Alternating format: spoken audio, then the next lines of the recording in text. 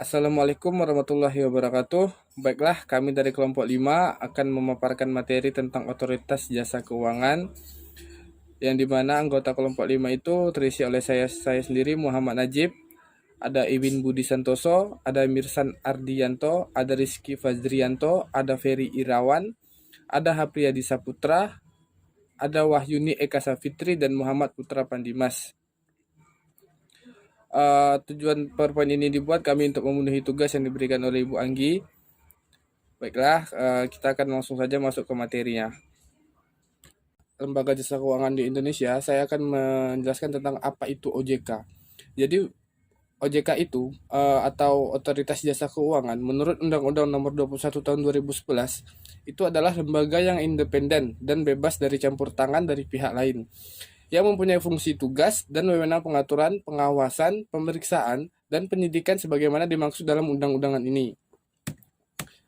Baiklah, saya akan masuk ke materi poin tentang sejarah singkat pengawasan lembaga jasa keuangan di Indonesia yang dimana terbagi dalam 7 poin. Poin pertama yaitu Otoritas Jasa Keuangan dibentuk berdasarkan Undang-Undang Nomor 21 Tahun 2011 tentang Otoritas Jasa Keuangan. Poin kedua, pembentukan Otoritas Jasa Keuangan merupakan upaya pemerintah Republik Indonesia menghadirkan lembaga yang mampu menyelenggarakan sistem, pengaturan, dan pengawasan terhadap keseluruhan kegiatan sektor. Sektornya itu ada sektor keuangan, baik perbankan maupun lembaga keuangan non-bank. Yang ketiga, setelah Undang-Undang Nomor 21 Tahun 2011 disahkan, Presiden Republik Indonesia pada saat itu Susilo Bambang Yudhoyono pada tanggal 16 Juli 2012 menetapkan 9 anggota Dewan Komisioner Otoritas Jasa Keuangan, termasuk 2 anggota Komisioner ex officio dari Kementerian Keuangan dan Bank Indonesia.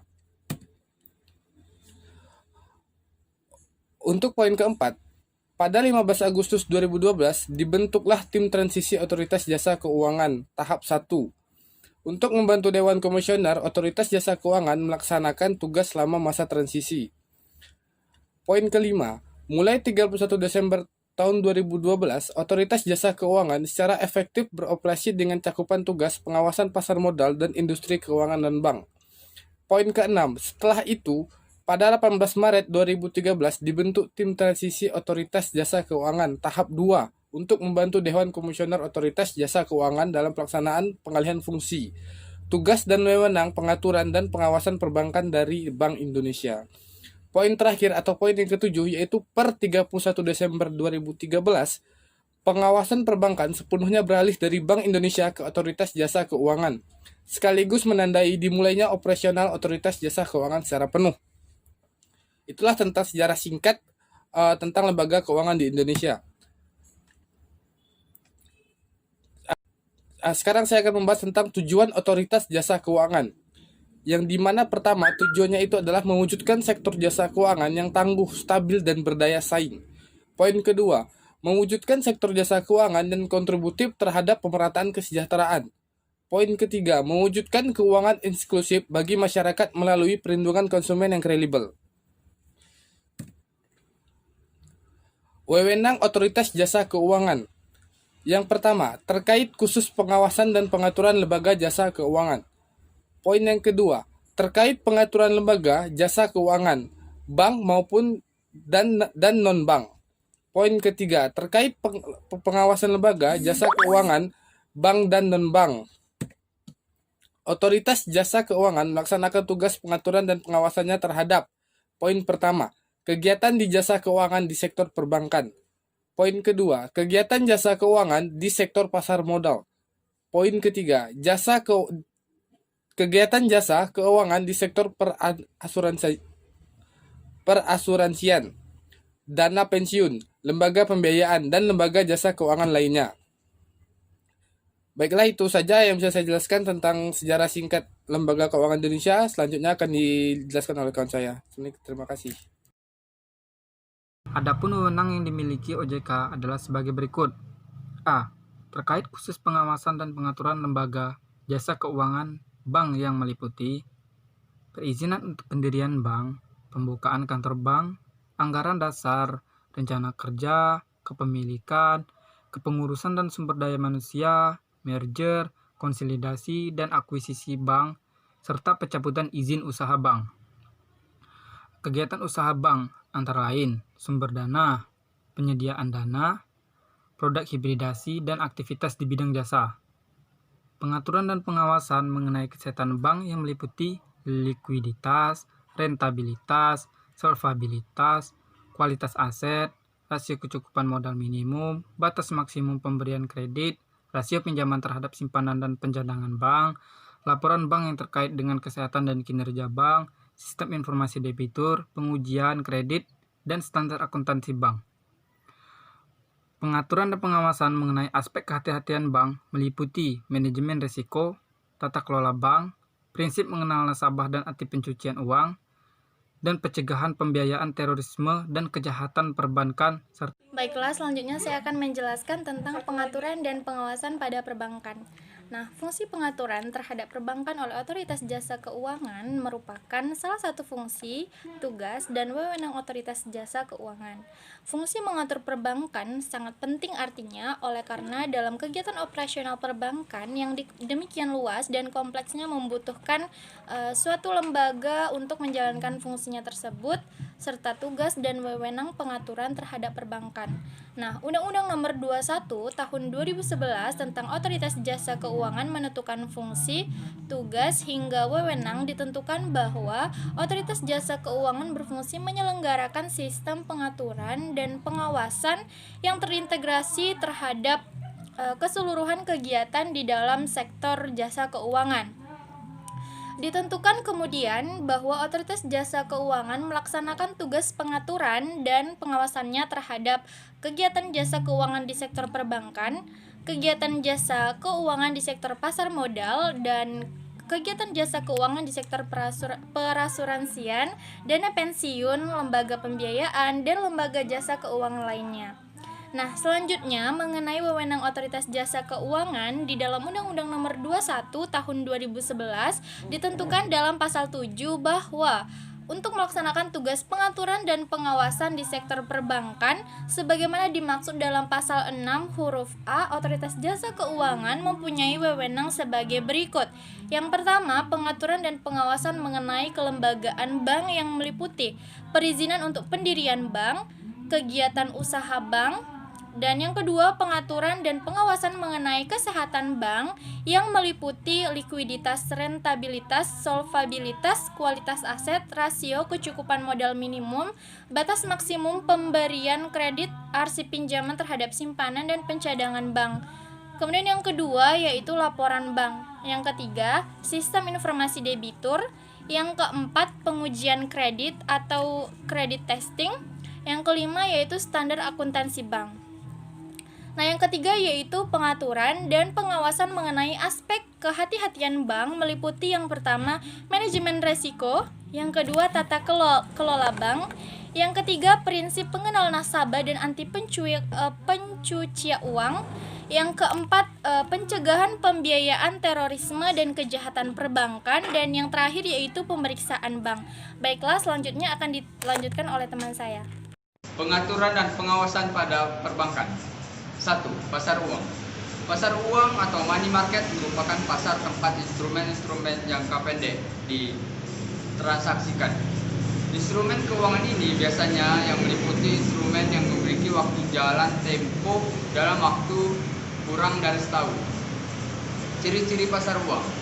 1. Menekankan pemenuhan dana jangka pendek. Kedua, mekanisme pasar uang ditekankan untuk mempertemukan pihak yang mempunyai kelebihan dan yang membutuhkan dana.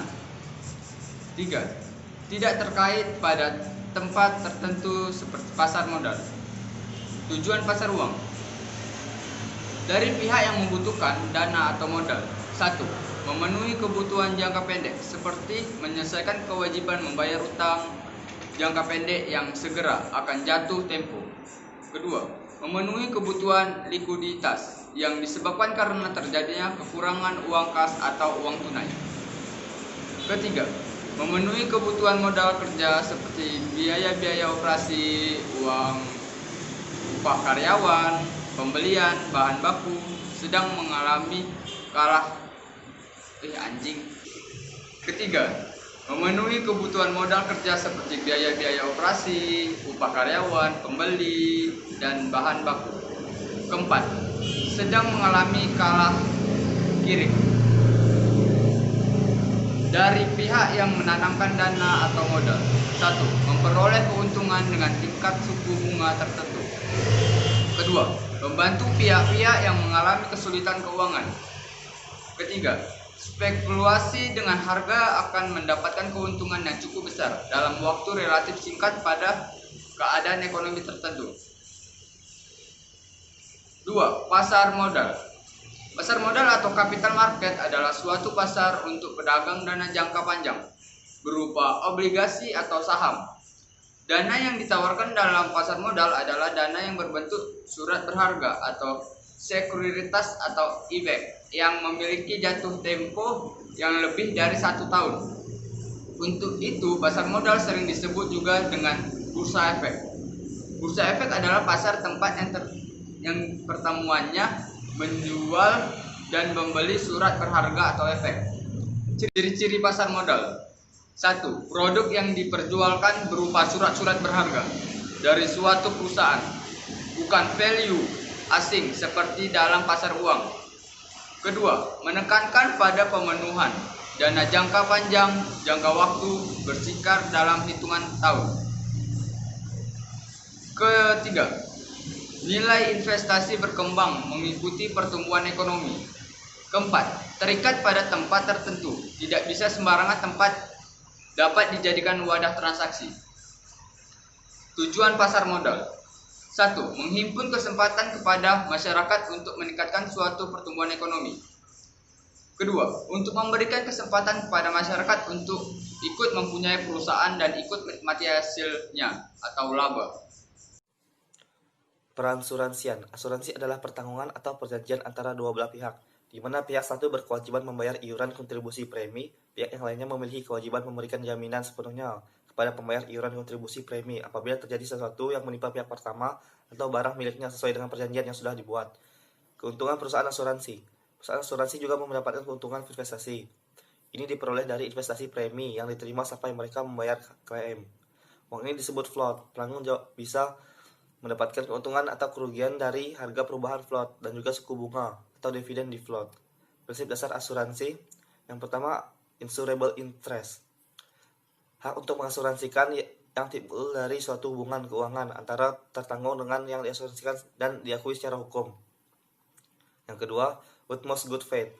Suatu tindakan untuk mengungkapkan secara akurat dan lengkap semua fakta yang material mengenai suatu yang akan diasuransikan baik diminta maupun tidak. Artinya adalah si penanggung harus dengan jujur menerangkan dengan jelas segala sesuatu tentang luasnya syarat, kondisi dari asuransi, dan si tertanggung juga harus memberikan keterangan yang jelas dan benar atas objek atau kepentingan yang dipertanggungkan. Yang ketiga, proximate cause. Suatu penyebab aktif efisien yang menimbulkan rantaian kejadian yang menimbulkan suatu akibat tanpa adanya intervensi. Suatu yang dimulai secara aktif dan dari semua sumber yang baru dari independen. Indemnity. Suatu mekanisme di mana penanggung menyediakan kompensasi finansial dalam upayanya menempatkan tertanggung dalam posisi keuangan yang ia miliki sesaat sebelum terjadi kerugian. Subrogation.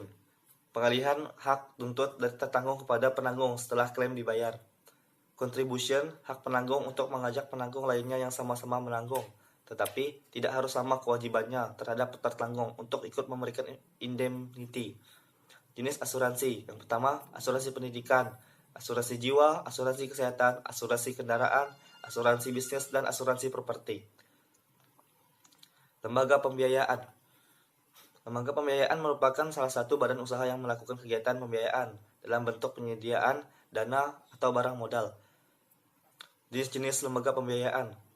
Perusahaan pembiayaan ialah suatu badan usaha yang khusus didirikan untuk melakukan sewa guna usaha, anjang piutang, pembiayaan konsumen, atau usaha kartu kredit. Perusahaan modal.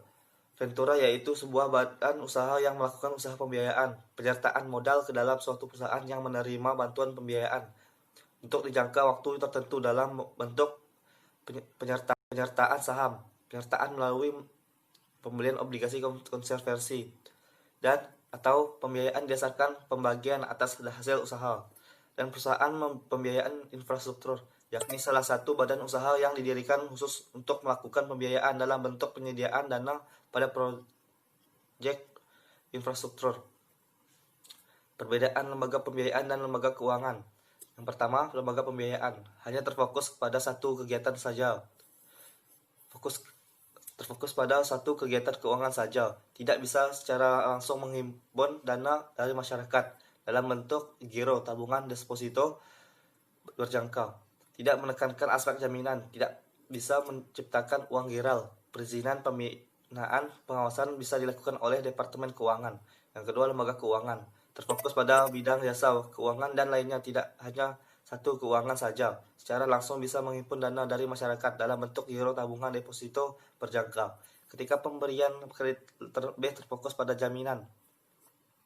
Jaminan bank umum bisa menciptakan uang giral dan bisa mempengaruhi peredaran yang di masyarakat.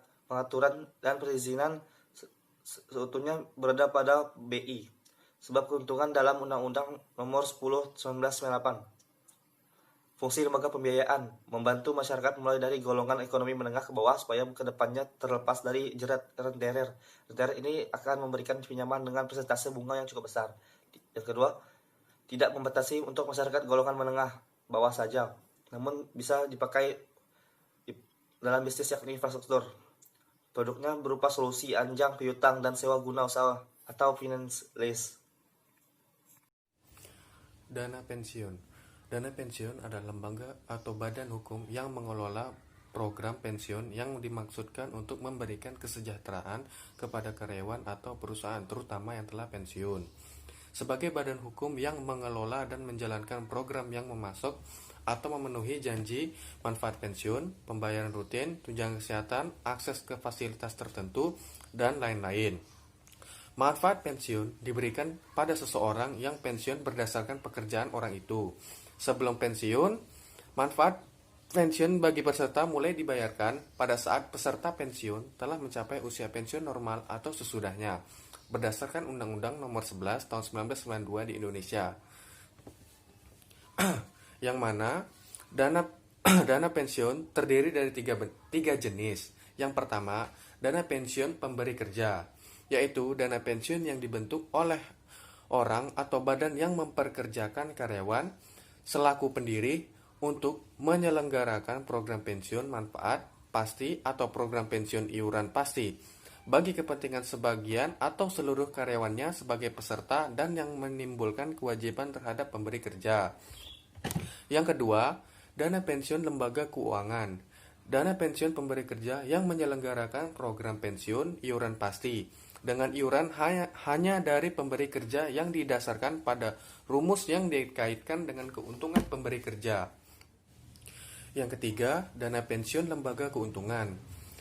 Dana pensiun yang dibentuk oleh bank atau perusahaan asuransi jiwa untuk menyelenggarakan program pensiun iuran pasti bagi perorangan, baik karyawan maupun pekerja mandiri, yang terpisah dari dana pensiun pemberi kerja bagi karyawan bank atau perusahaan asuransi jiwa yang bersangkutan.